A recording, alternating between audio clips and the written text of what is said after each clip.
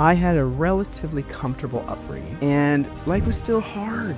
There was so much suffering, and there were so many questions I had in my mind of what is the purpose behind this world. On my 18th birthday, shaved my head and moved into a monastery. Wow, even at the age of 18, that's still really young. At what point did you get into Ayurvedic medicine? I got really sick and lost 25 plus pounds. I had no digestion. I was going to allopathic doctors and wasn't getting much information on what the root issue was. A friend was like, oh, you got to go to an Ayurvedic doctor nearby. But I was still doubtful. And I'm grateful to say that in the first session, they looked at my eyes, looked at my tongue, read my pulse, and I didn't say anything. And then she told me all the things that were wrong with me. If I can control my mind, I can control my future. Discipline really just means the practice of learning how to control the mind so it doesn't control us. Today's conversation is with Madhu Pura Dasa, the founder of the Conscious Success Community, which is a free online community with tons of resources for you if you're looking to enhance your consciousness and up-level your life. And my conversation with Madhu was incredibly interesting today. And really, we talked about what brought him to where he is, which is at a very young age, at the age of 18, he left his life in Southern California, moved across the world to India, became a monk, and lived in a monastery for 5 years. And in that time was both a patient and a practitioner of Ayurvedic medicine and healing. And he has carried that knowledge and that ancient wisdom with him throughout his life, throughout his current life, where he's now helping other holistic practitioners have a greater impact with their own communities. And the place that he was versus where he is now and the level of awareness that he carries with him is something that I felt would be an honor to share with you. So I hope you enjoy this conversation, and thank you for joining me on the Becoming Superhuman podcast today.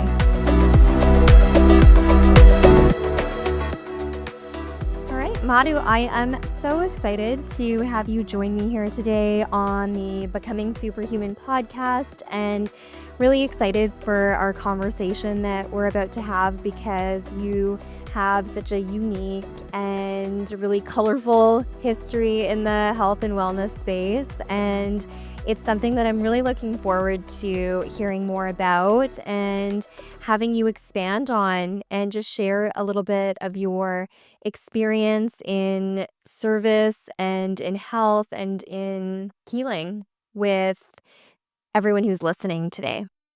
I've been so excited for this call, Dr. Nirvani, because you are such a vibrant source of health and light. And, there's so many people talking about holistic health and wellness, but it's easy to talk about it. It's another thing to actually practice it. And you are such a great example of that. And I can't wait to chat about some specific and practical takeaway tips so that people can get some of the vibrance that you share. Oh, well, thank you. That is incredibly kind of you. And I'm really excited for it too, because I know that you have a lot to share and that I have a lot to learn. So, um, before we dive any deeper into exactly what your practice looked like and your life as an Ayurvedic practitioner looked like, do you want to give us just a little bit of a background into your previous life, shall we say?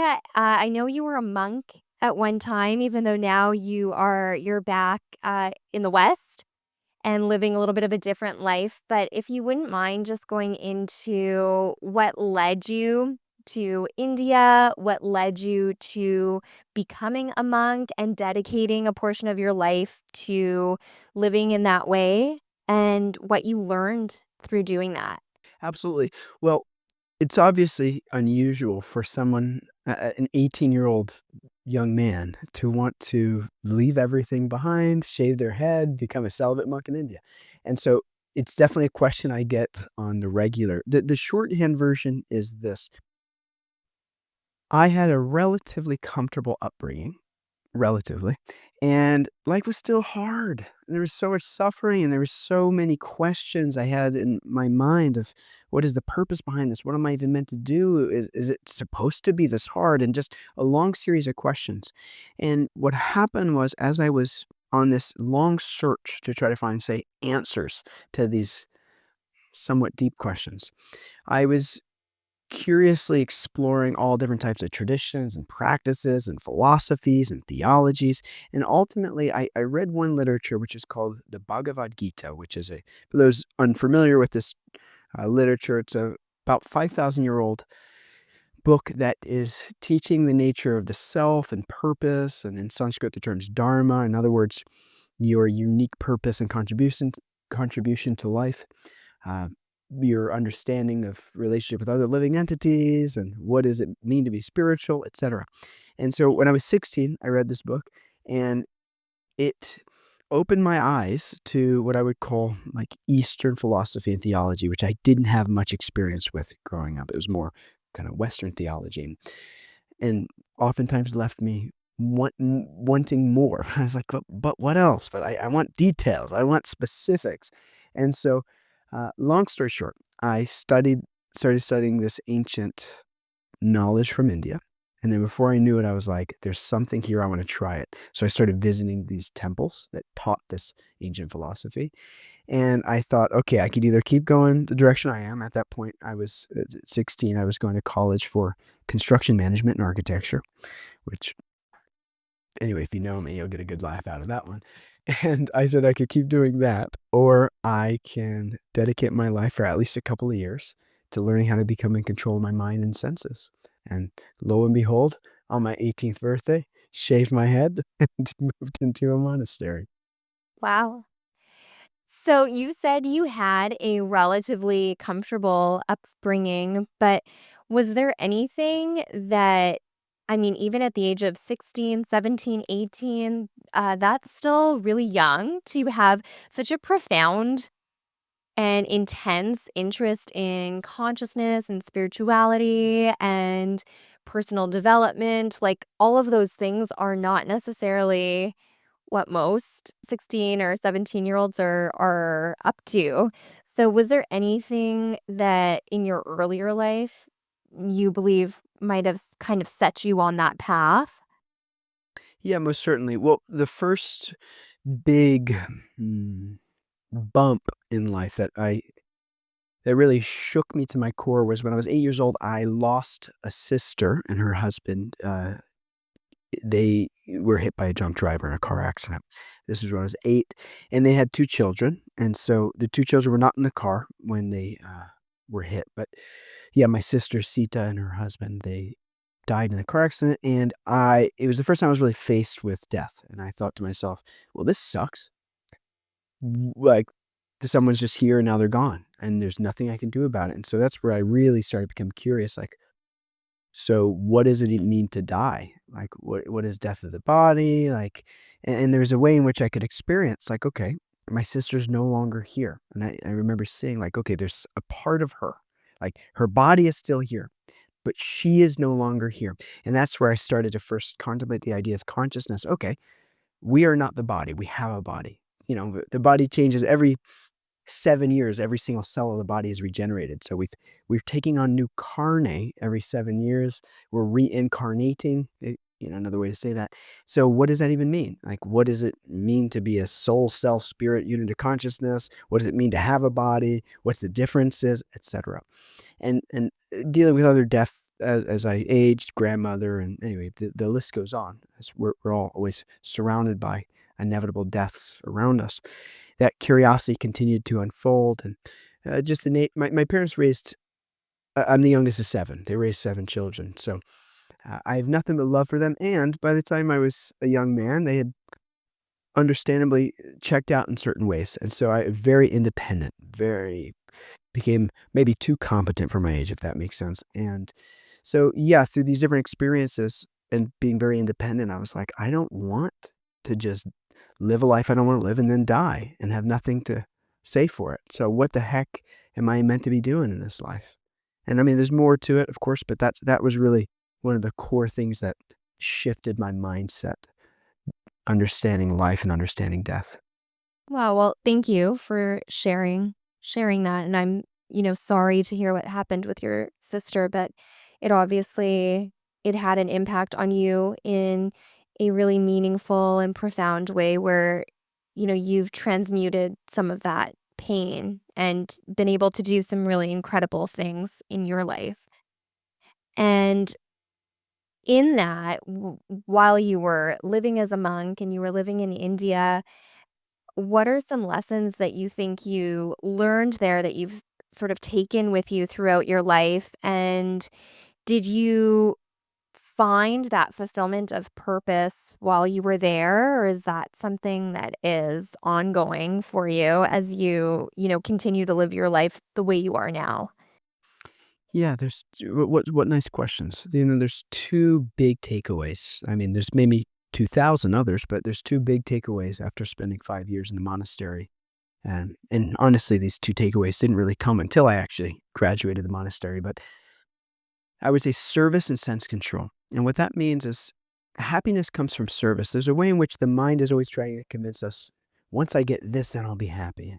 And once I achieve that, and once I experience this, and there's a way in which we think, when I get, then I'll be happy. But rather, happiness comes from a sense of service. Now, I mean, you're such a great example of this because so many years where you were within your practice, helping so many others. And really, it comes down to, how do I improve the quality of life of other individuals? And that's really where satisfaction comes. Whereas, again, the material mind says, me, me, but rather we want to retrain the brain to orient it around that which will actually provide satisfaction, happiness, purpose, contentment. And that is really being a contributor instead of a taker in this world. Because the mind has to be trained to not be a taker. By nature, it's just give, give, give, give, take, take, take, take, take. But rather, we want to retrain the brain, give, give, give, give, give. And I mean, so many people experience this. That's why I have friends who are, multimillionaires, even in one case, a billionaire. And why do they, in their free time, engage in philanthropic acts and you know, acts of charity and go out of their way to do it? Because they know that the things don't actually make them happy, but rather, when they have the time, they want to go and give back because that's really where satisfaction comes from. So, service is one pillar. The other one is sense control. When we're talking about senses, controlling what I might call the six senses, the mind being the sixth, and then we have the sight, smell, taste, touch, hearing, etc. To the extent that we can learn to control these senses, they do not control us. Whereas if we allow them to go, God, we all know what happens when we follow the mind. The mind says, just one more cupcake. You've only had 12. Just one more cupcake. At least that's what my mind says. And learning to say, I am not willing to just be controlled by the mind, but rather I am going to act in this world in ways to control the mind. Because if I can control my mind, I can control my future and in turns my destiny. So learning how to become service oriented as well as not being just dragged by the senses. The eyes see something nice. Oh, I gotta watch. Oh, I gotta try. I gotta taste that. I gotta touch that. But rather saying, no, no, no. I'm gonna be very diligent, and I'm only gonna let my mind focus on things I want it to focus on. Eat the things I actually want to be eating. See the things I actually want to see. Hear the sounds I actually want to be hearing, etc. So those are two big topics. But ultimately, what that does is that leads one to purpose, which is to your wonderful second question. Is it something that, okay, we just find our purpose, now we're done? Maybe, but I have a different perspective, which you alluded to so nicely, is it's something we always come back to.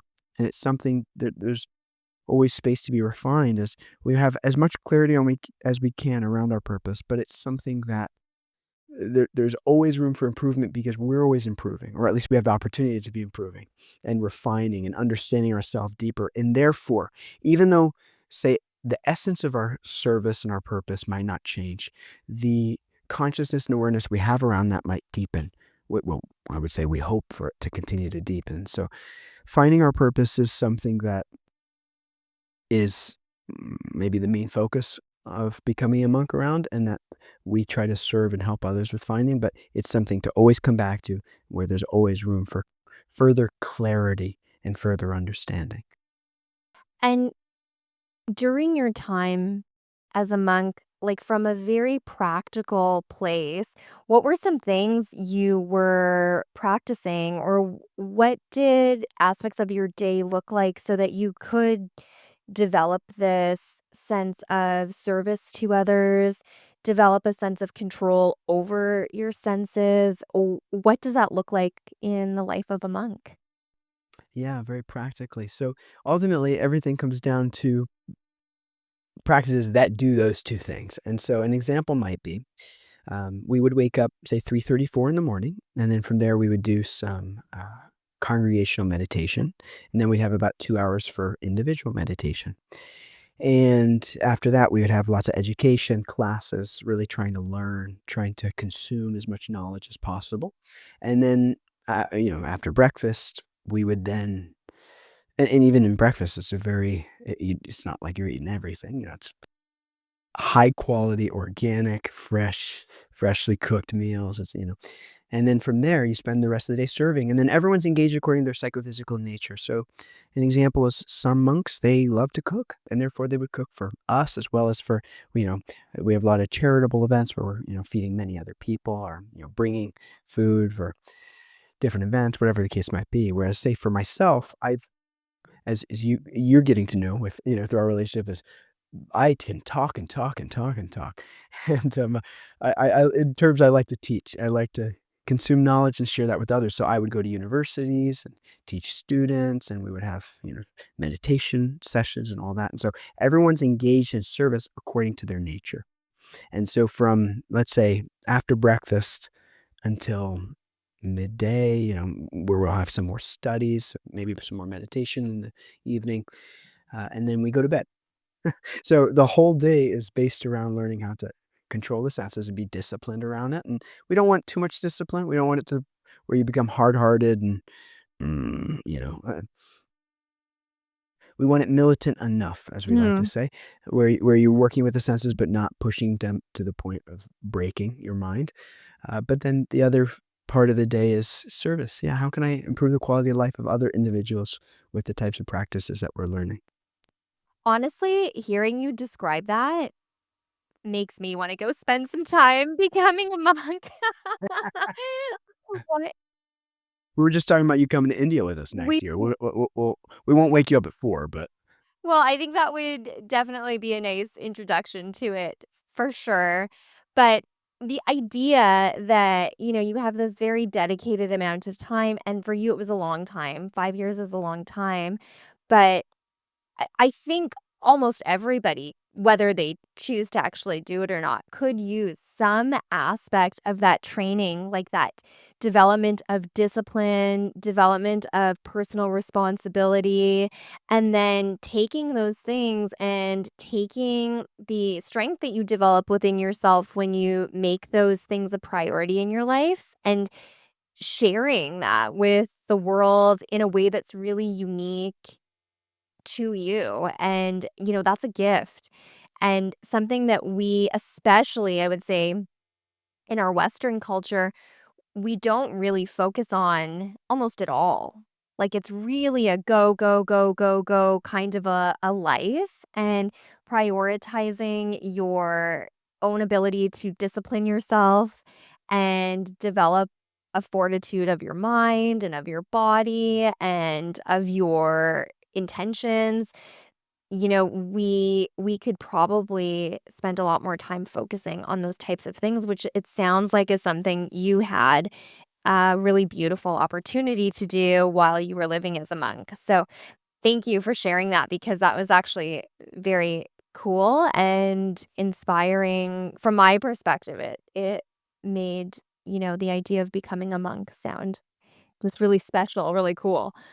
less strange and abnormal. Yeah, I mean, well said. As you have such a way of expressing these ideas clearly, and yeah, discipline is actually awesome. In the mind, usually it was like, ah, Yeah, discipline, but the idea is discipline really just means the practice of learning how to control the mind so it doesn't control us. Because gosh, we all know what happens when we just let the mind take us in these directions. I mean, the most heinous things we ever heard of in our life are people not controlling their right. mind and senses, doing things that are just abominable. And, therefore falling in love with discipline. And after graduating the monastery, one of the whole purposes is to help people become Mm, disciplined, learning these principles, even if that just means start with meditating 1 minute a day. Who meditates for even a minute a day? That's a right. huge accomplishment. And then from there, just building it up. So anyway, well said. Yeah, I heard this quote once. I don't know who said it, but I think it's a nice thing to think about. And it was, discipline is freedom. Which is something that, those 2 things, like, that sounds almost like an oxymoron, but it truly is, because when you develop that practice of discipline, it opens up parts of yourself that you don't access when you're really scattered, or, you're energetically, mentally, emotionally, physically all over the place. Like, there really is a new depth to your own self that you access in your discipline. So I think it's a really cool thing to contemplate, in a practice that I'm really glad you shared your experience and how you were able to develop it. And I think would be nice if more people were able to adopt that same, at least, perspective, that developing discipline and honing it within yourself is an important life skill. I love that. Yeah. And so, at what point did you get into Ayurvedic medicine, just to switch gears a little bit, and start practicing Ayurvedic medicine with people around you? Yeah, it was actually while I was a monk, and for those who are familiar with the term Ayurveda, so in Sanskrit, it literally means Ayur is the quality of life, and Veda is the study of. So it's the world's oldest written down holistic science that we currently know of, which in my mind I discredited. I was like, it's old, woo woo practices, holistic stuff. Um, Now I'm very grateful for it, of course. But what happened was when I was a monk, without getting on all the gross details, I got really sick and lost a lot of weight, lost 25 plus pounds. And I was going to allopathic doctors and wasn't getting much information on what the root issue was. And so after trying to get to the bottom of I just kept losing weight. I had no digestion and I was like never hungry. And let's just say, the body was not doing the things it should have been doing naturally. I was really freaking out, and all of the advice I was getting from an allopathic approach was just addressing the symptoms. Like, okay, if you're not hungry, here's how to get a little hungrier. If oh, you have a headache, all right, just take this to take the headache away. And it was addressing the symptoms. And after months of doing this is really all I knew growing up. All right, you got a headache, you take a pill. I realized, like, this sucks. I'm just addressing the symptom, but, like, we're not fixing the problem. And a friend was like, "Oh, you gotta go to an Ayurvedic doctor nearby, and I'll connect you with this person." I was like, "Ugh, what am I gonna have to do? I'm gonna have to, like, eat soup and ugh." But, I mean, I'm being a little dramatic. Because I was a monk, I was actually a little more receptive, but I was still, like, doubtful. Is this holistic? Is this really gonna work?" And I'm grateful to say that in the first session, pretty much they looked at my eyes, looked at my tongue, read my pulse, and I I didn't say anything. She hardly spoke, like, English. And, it just and then she told me all the things that were wrong with me. And she was like, "Oh, you must be experiencing X, Y, Z." And I was like, I remember I told my friend, I was like, "You told her?" He's like, "I didn't tell her anything." And, I was like, "How would you know that?" And she's like, kind of explaining, and through translation, explaining what was going on. And I realized, okay, there's something, like, this is insane. How does this person understand all the things that are wrong with, and then we're talking about in about 15 minutes, 15, 20 minutes, it was like, "Oh, these are all the things that are happening in your body. This is how we fix it." And I was like, "Well, that makes perfect sense." And, and like, I mean, frankly, it was in a matter of maybe 2 minutes of her actually telling me what the issue was. It was just an immediate awakening of like, "Oh, that makes perfect sense. Now I know what to do." And it was a long process, but ultimately a holistic process of rebuilding my body, rebuilding my microbiome in my gut, and fixing some of the issues that opened my eyes to say, okay, this works. I can't doubt it anymore because I am the recipient of the actual results. And then from there, I said, I want to learn this so I can provide someone else this life changing. transformation as well. And that's when I started studying very diligently Ayurveda. And then when I graduated from being a monk, that's when I actually started to share it on more of a big basis, like really trying to teach it and take it to others and help them improve their quality of life as well.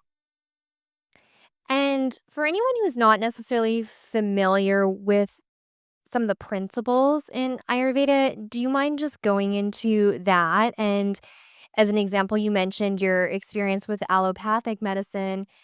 How exactly, aside from maybe sounding a little woo woo, how exactly does Ayurveda differ from allopathic medicine, and why is there a potential for it to be so much more powerful?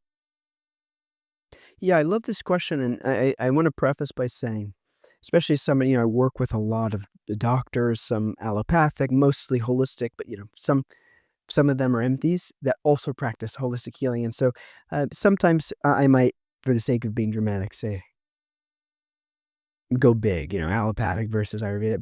But one thing I like to share is I'm so happy that I'm seeing in the current around the world is a lot of allopathic practitioners are integrating holistic practice as well, which is just really exciting. And what I'll talk about some of the differentiation is really we're talking about the holistic approach of Ayurveda or traditional Chinese medicine or many other holistic practices. What we're talking about is trying to, number one, understand the root cause of all the problems as opposed to the symptoms and fix things from that basis first. Now, it doesn't mean we don't also address symptoms. We do. We do. No need to unnecessarily walk around with a headache all day or whatever the problem might be. But most importantly is attacking things from the root cause itself and understanding how to overcome that through primarily diet and lifestyle. And that's everything from fixing our sleep and circadian rhythms and different aspects of biorhythms and exercise and how to actually eat according to your body type. And there's not just a one size fits all. It's not like everyone should take this and this is good for everyone. No, if your body is imbalanced this way, then this is helpful. If your body is this opposite imbalance, then this thing can be harmful. Whereas sometimes in the West, there's good or bad. It's okay, spinach is good. No, actually, spinach is not good. It's a toxin. Actually, spinach is a superfood if it's cooked. And there's a way in which it's like, depending on the new study that come out, this thing's good or bad. But rather, Ayurveda takes a different perspective and say, okay, if this is good or bad according to your unique situation. So for you, no spinach. For you, cooked spinach. For you, raw spinach. And in this way, everything is looked at according to addressing an individual's imbalance as opposed to general good or bad. And with that, if I get in a car accident, I'm definitely going to go to modern medicine in the hospital. Sure. That's for darn sure. But, if I want to fix my common cold as efficiently as possible at the root cause, I'm going to go holistic. So I love both of them as long as we're using them at the appropriate time. That's usually how I present it. Right. Yeah, that's such an important distinction. I think, to not write either one of these modalities off. And I think what, allopathic medicine is really good at is dealing with, emergent care, trauma-based care, things that require acute pain management or acute trauma management, like things that require immediate attention, immediate life-saving techniques or science, or a combination of all of that. Because as you said, if I got into a car accident as well, I'm headed to an ED. But I think where allopathic practice misses the mark is in chronic care, chronic disease management. And I think a lot of that comes from not necessarily going to the root cause and staying a little bit superficial and symptom based. And so that's why I think there is now, it seems like almost this resurgence in an interest in more holistic practices or ancient ideas, whether it's Ayurveda or you mentioned traditional Chinese medicine, these practices that hold so much wisdom and time, like they've been around for thousands of years and millions of people, if not billions, over the generations that they've been around have been using them successfully. And there is something to that. Like there's something in that. And I think for you to have the experience of growing up in the US, going to India, being very much, aware of and familiar with conventional medicine, and then getting an introduction to Ayurveda and, the power that's held in that practice is a really unique perspective to just share with anyone and to show the power of the wisdom that exists within this type of approach to medicine.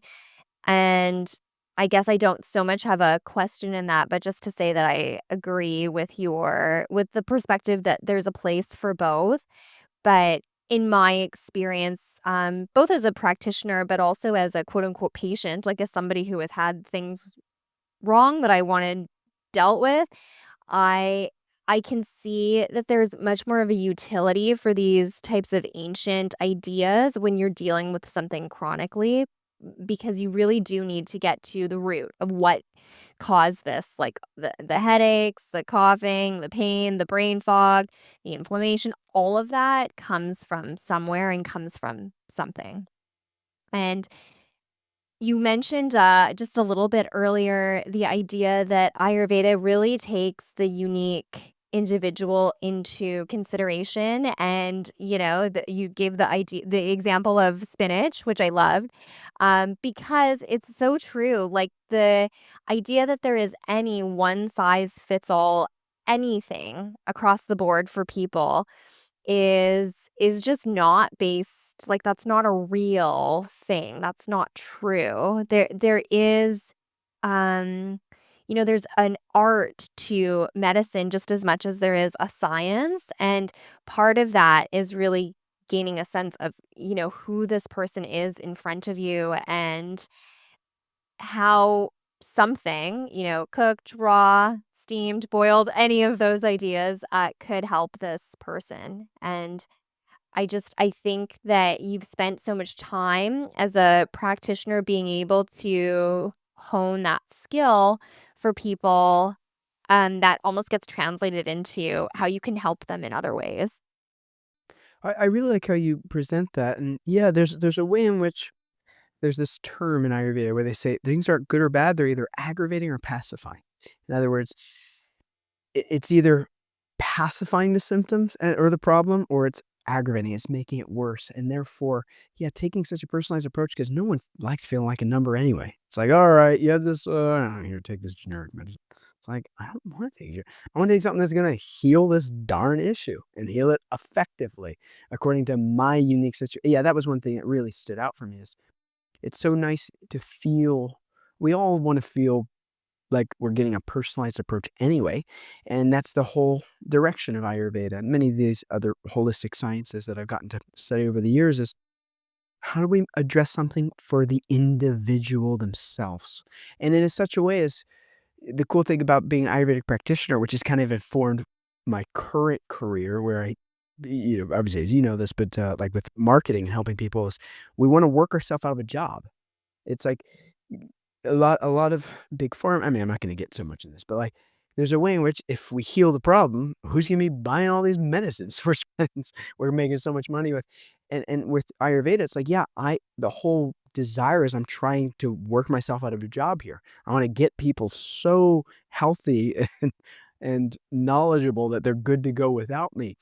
And there's a service mentality that, bringing the service back in it that must be involved. And, the same way with like our helping all of our holistic uh, clients who are doing this now with marketing, same thing. It's like we want to just get you familiar enough with how to do it. So you're like good to go. You're not dependent. And I think that's like one of the biggest mindset shifts that some of these holistic practices offer. It's like we wanna become autonomous and knowledgeable and, like, good to go on our own, so we're not dependent on having to go to the doctor every 6 months for another checkup on what medicines I'm taking every day. Like, I wanna get to the point where I'm not taking medicines every day. Anyway, more to be shared on that, that's for sure. Yeah, no, absolutely. I mean, there's a market for everything, and there's nothing necessarily wrong with that, but I think we're now in a place where there are like many people are stuck in a spin of being perpetually propelled by a market and perhaps an industry versus what is actually best for them.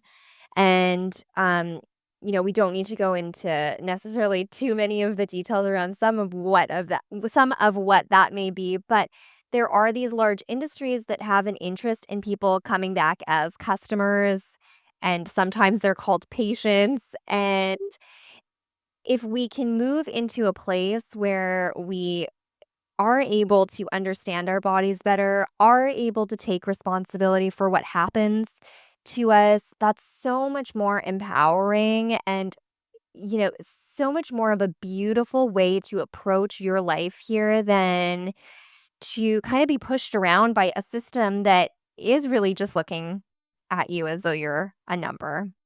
A cash cow. Yeah. Yeah, I mean, I just can't help but share that that was why we started I mean, anyway, obviously, you know, within our work together, but the reason I started marine agent, never in my life, especially from being a monk and, like, helping people heal, did I ever think, "You know, I'm gonna create a holistic marketing agency," but it's because of this, I saw so much manipulation and exploitation like, the whole, like, aspect of marketing, and I saw so many of my friends who were like anyway, don't wanna criticize anyone, but, like, friends who are getting, let's just say, not treated properly and, getting just squeezed this way or that way, and I was like, "No," "there's a way to do this consciously, there's a way to help others and, again, work your way out of a job, but still make good money doing it," and that was what you just said so eloquently is, like, the premise of kinda my life, of doing what we do is creating those opportunities because that's all we want. All we want is just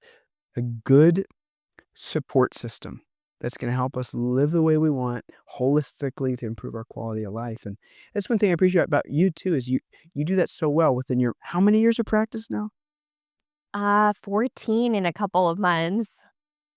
Amazing. I mean, no one can do what you're doing for 14 years without that level of integrity and conscientiousness around the practice, and, you the best way to infiltrate the minds and influence the masses is becoming the example. And anyway, one thing I've gotten to appreciate about getting to know you have these last few months is you are the example of like health practices and actually showing up and doing the work so that others see, oh, okay, well, I want to be like Dr. Nirvana when I grew up or whatever it might be. And, they see you actually doing these practices, which I think is the foundation. And that's what actually changes and influences other people when they see someone like you doing it. So anyway, that's just a long appreciation for you showing up and actually being the example people need to see. Well, thank you. I appreciate that. And I think for me, I truly believe, and the name of this podcast is Becoming Superhuman, but I truly believe we all have so much power and potential that really for a large majority of people remains untapped. And it's not because it's not there, but it's like this dormant chest that hasn't been opened up, it hasn't been unlocked within us, and I think for me, being able to access those parts of myself and then in doing that, truly, I can see where they lie in other people, whether they choose to activate them or not. But I think, as you said, being an example or at least tapping into that part of yourself that does allow you to feel as though you're pushing your limits or you're pushing even the limits of what is conventionally thought is possible is like there's a kind of a playfulness to that that allows you to not only build strength and discipline that we talked about earlier, but truly build your body, like from a very physical perspective, build your body and build your mind into this like completely fortified temple that could not be knocked down. Like there's no way that anything could take this temple you've built out. And I think honoring our bodies in that way and treating them truly like this temple that we wake up in every single day is a nice way to treat ourselves, to treat this body that we've been gifted with our time here.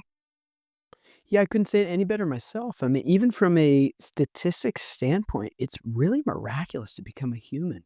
And, there's so many endless trillions, if not more, for sure more than trillions of living entities around the world, from the squirrels and the birds to the turtles. And, but what makes us unique and not better, but unique is that we have a prefrontal cortex where we can have conversations like this and recursive language and actually ask questions that, like, what is my purpose and what am I meant to do here? And really honoring this temple. I love this term you said, temple. It's just something that we also learn and focus a lot on while being monks, is like taking care of the body as the temple it is it's so rare to even become a human out of all living entities. There's only 8 billion, might sound like a lot, but compared to all the other living entities, we're a tiny minority.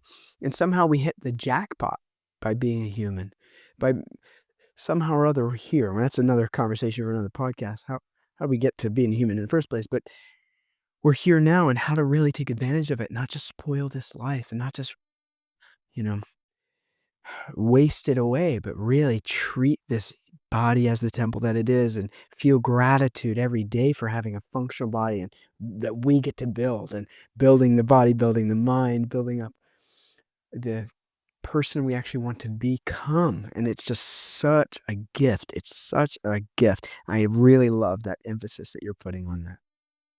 And from your perspective as somebody who was a practitioner and helping people, build this gift and helping people realize the true potential in the gift of their body, do you have any examples or any ways that really stand out to you in which you saw this idea of quote unquote becoming superhuman, like this true innate, divinely powered potential that is within all of us accessed in your patients?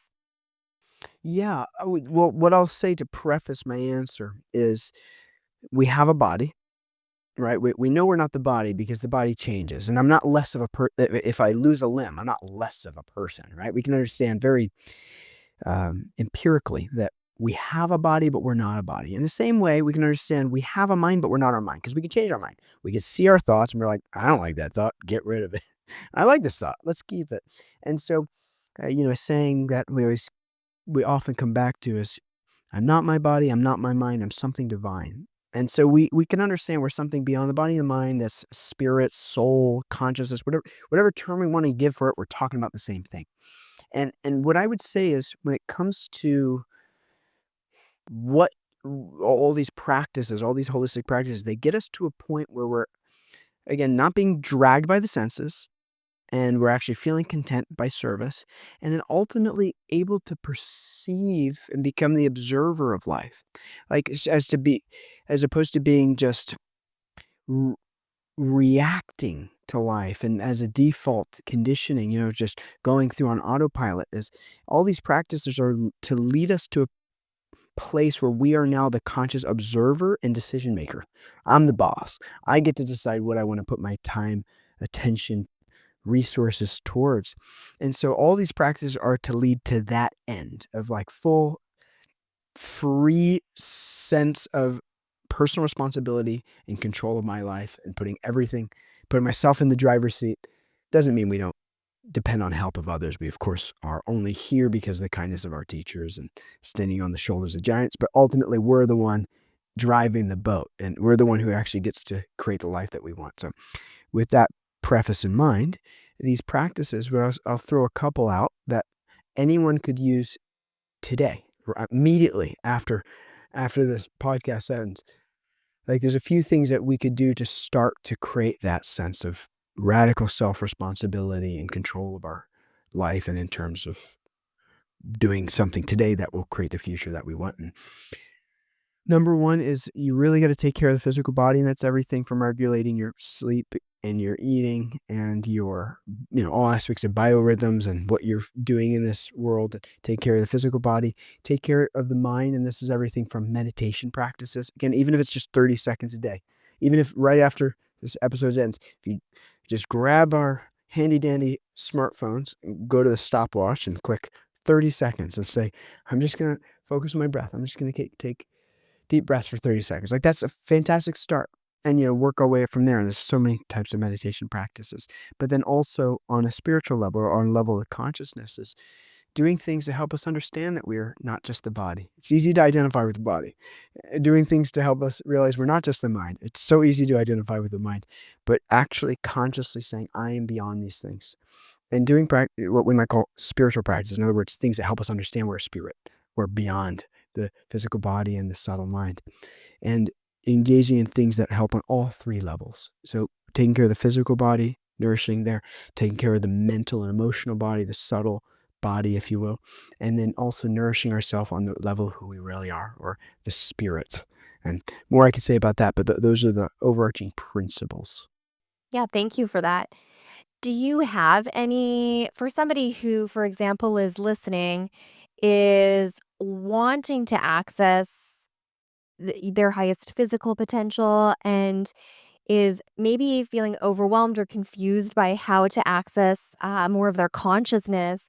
Do you have any practices that you think could be really accessible? You mentioned the 30-second meditation, which is awesome. I completely agree that that's just something not easy necessarily, because if you've never done it, 30 seconds can still seem like a really long time if you're just trying to concentrate on your breath, but it's accessible. Do you have any other similar practices that could be considered equally accessible for somebody trying to access a different state of consciousness or a different level of awareness? Most certainly. And I'll also say, as you know, we give all of these practices away for free. We have a community where the whole purpose of it is giving all these holistic practices, mindset practices, all different types of tools so that we can do this on a regular basis.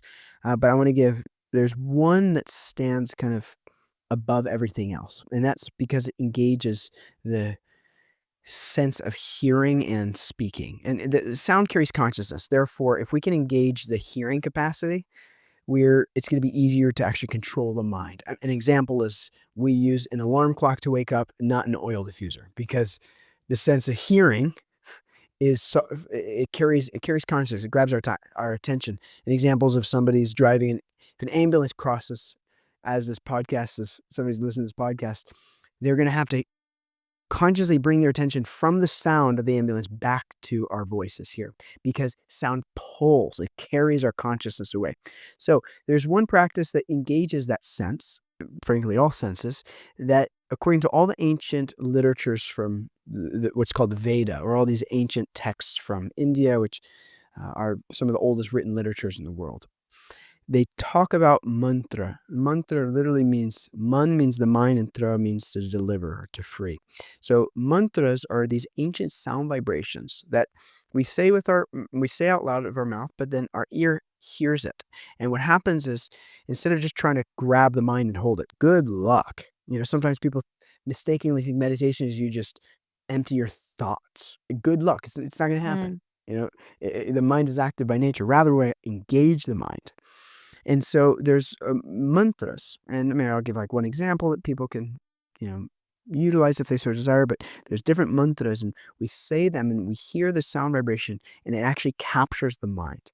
And ultimately, these sounds are not just meant to calm the nervous system, capture the mind, but also they're resonant with the self. And what that means is it'll do all that stuff automatically, make you feel better, make you more focused, make you more discipline, but that's almost secondary to what it does, is that it helps us understand the self more, helps us actually uncover the true, what we call the self, the consciousness, spirit, the soul, etc.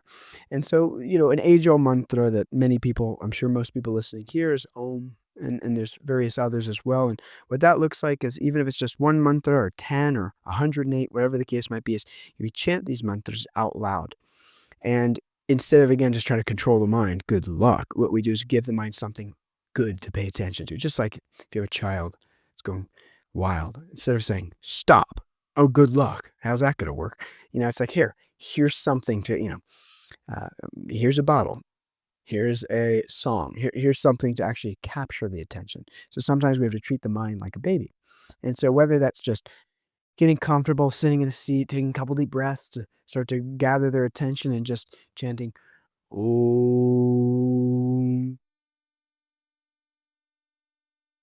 and chanting, say that a few times or whatever the case might be, or other ancient great mantras like Hare Krishna, or, I mean, there's many there.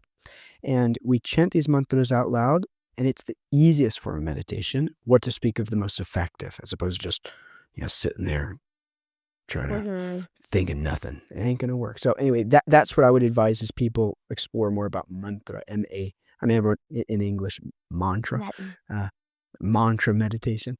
I would explore that more, because what that will do is really give someone a positive taste to fall in love with meditation. Thank you so much. Just hearing you chant that was like immediately calmed my nervous system listening to you. So that's the power of just to speak to the power of Yeah. mantra. I love it. Yeah, me too. I'm a big fan, believe it or not. I know, I believe it. Spend a little time. It's Yeah. powerful. And so do you want to just maybe briefly talk about you've mentioned a couple of times already, but just to give a little bit of context to your transition, if I'm correct, out of Ayurvedic practice and now you're focused on the marketing that you're doing. But what did that look like and how do those things, because I mean, you think Ayurvedic practitioner and marketer don't necessarily, just like kid from California and monk in India don't necessarily go together. How have you made those things come together, and what does your life and your commitment to service to others look like now, coming out of all of the things that you would have experienced in your time as an Ayurvedic practitioner? Yeah, I definitely, like I mentioned, never anticipated this be the direction, but it really just comes down to service. Like, how can I be of the most service? And so I've been a Ayurvedic practitioner, let's see, so 12 years now, Wow. 12 years. And so 11 and a half, somewhere in that ballpark. Wow. And so for many years, really focused on just holistic healing and meditation. And the cool thing is I still do that. Like, part of all of our practice is like, we get people regulated and we get them actually taking care of their physical body and mental body as well. So it's certainly still there. But the reason I kind of transitioned to helping people, and just as we work together, all of our other people are similarly either doctors or holistic medicine practitioners and nutritionists. The reason I went in this direction was, in my Ayurvedic practice, I'm grateful to say we put a lot of time, energy, and diligence, and it became very successful. And what happened was I was very happy, and I could have just probably done that for the rest of my life and never thought anything of it. But I had so many friends who were also in the holistic health and wellness space that frankly came to me and were like, "How the hell are you making money doing this? What's making good money doing this?" And, there's almost a cliche like spiritual Yeah. holistic folks, make no money. And especially, I know I didn't go and get some fancy degree or anything. I'm just like yeah, I'm a kid from California. It's like, well, how the hell are you doing this? Especially I was like, I didn't make, like, just to give some context, the most money, like, I probably made from up until the age of about 22 when 22, 23 when I graduated the monastery, my whole entire life being like a lifeguard for a season or two and like helping my dad, like I probably made a max of maybe 4,000 my whole life. Like, I never had money and I came from a very, I mean, not poor, but like we never had money growing up. So like I knew nothing about money, nothing about anything. So to go from that to actually making what I'm grateful is it was really good money. Everyone was like, "How the hell do you do this?" So I was like, "All right, I got this great team that's already helped. I built up, trained everyone how to do this, that, the other. All right, I'll bring someone on." And I brought someone on, and we did it for them, and it worked so well.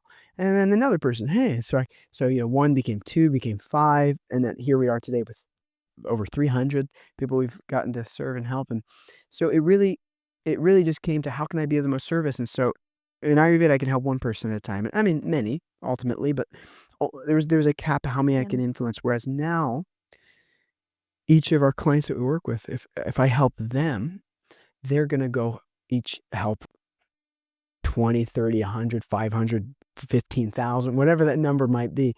And therefore, my influence, using my services, using what I'm good at, is going to be so much more exponentially beneficial. Mhm. So instead of helping people on an individual basis, now I get to help individuals go help so many people. So that's kind of how that evolution happened. And the cool thing is, I know the space.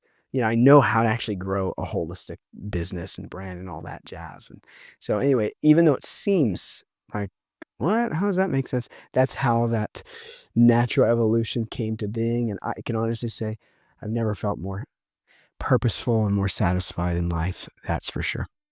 Yeah, that's so beautiful. Thank you for sharing that. And it is just a nice example and reminder that you can really merge, the idea of holistic science and aspects of spiritual science with business and entrepreneurship and service to humanity in a really productive, powerful way where, you just spoke to the idea of it being nice to influence a single life, but when you can influence many lives with that same amount of energy, I think that's what, in our own way, that energy of service that really kind of reverberates out far beyond what you can really contemplate with your mind.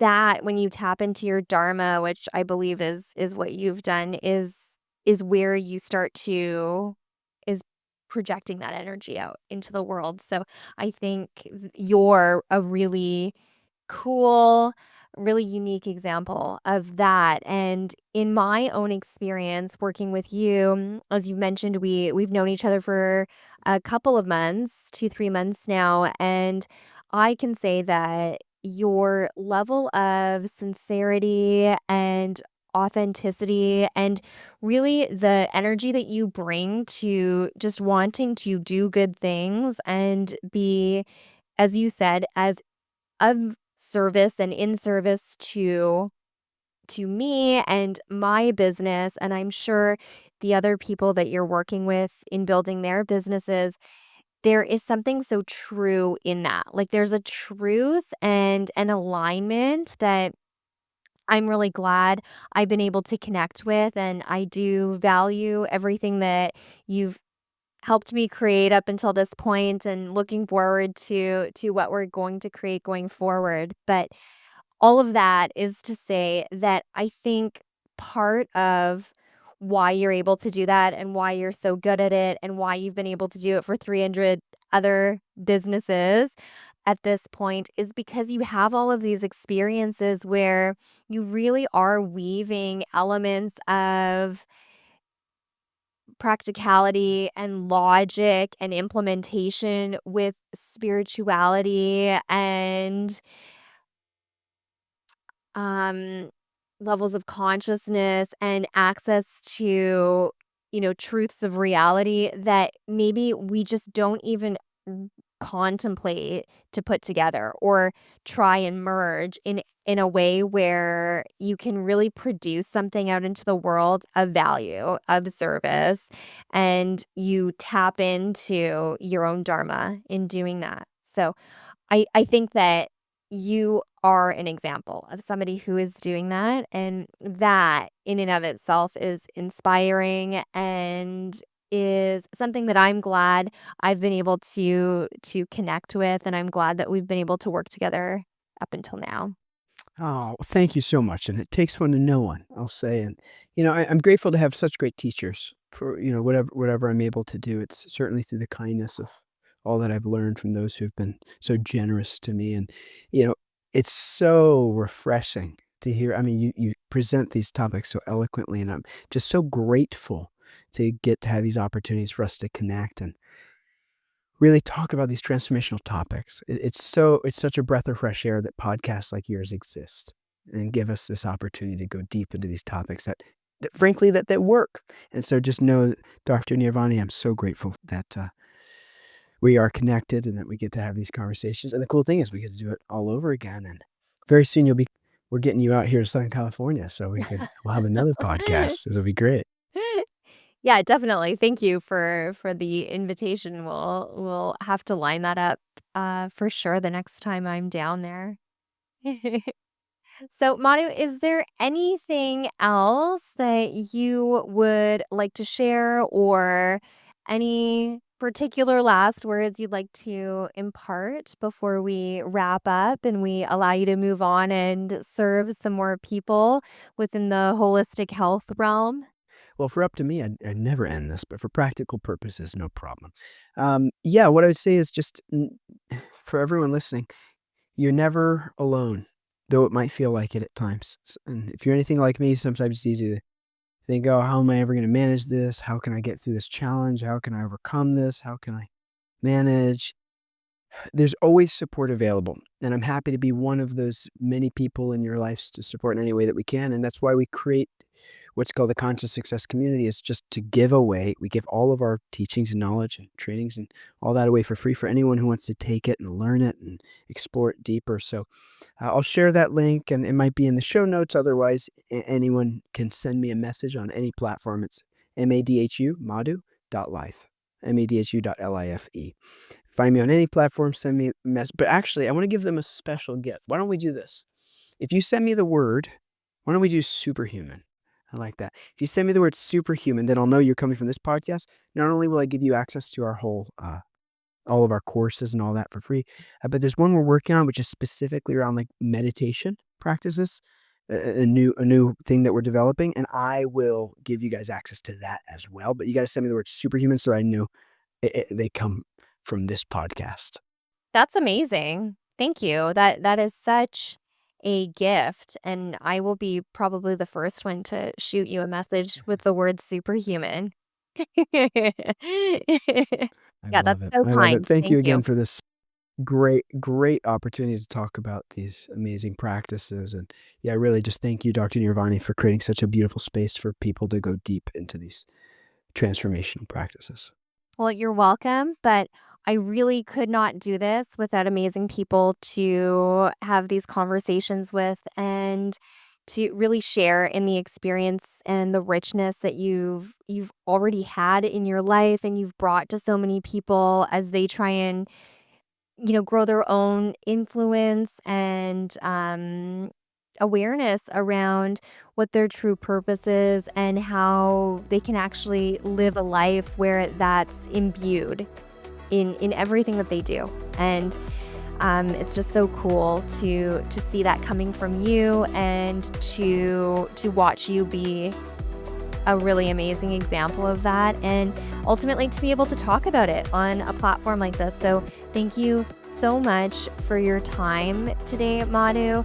So much appreciation for you and everything that you've done up until this point and the wisdom that you've acquired doing it and your openness and willingness to share that. So thank you so much. Thank you.